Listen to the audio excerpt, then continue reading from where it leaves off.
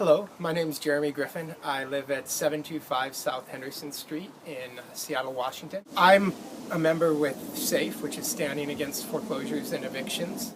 I bought my home here 7 years ago. I've been living here since then.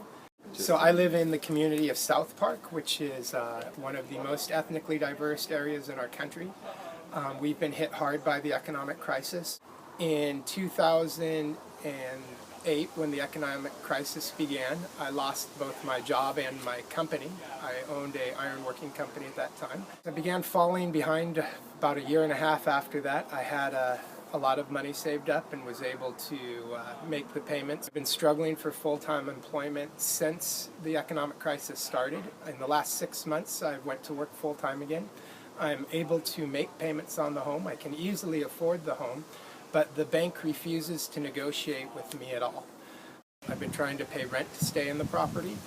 The last time that we went to Wells Fargo with a demand to pay rent for me to stay in the property, they closed the entire Wells Fargo tower down rather than receive my letter.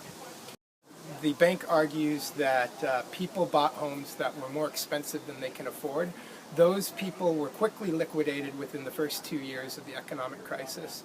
What you have now is the people who had cash reserves in place, who lost their jobs and are just now losing their homes. So I would ask you to join me in solidarity as we start the eviction blockade at my house, and the idea is to force the banks to actually negotiate with people. The absolute minimum that the banks should be doing is allowing people to pay rent to stay in their property. Banks should not evict people who want to pay to stay in their home.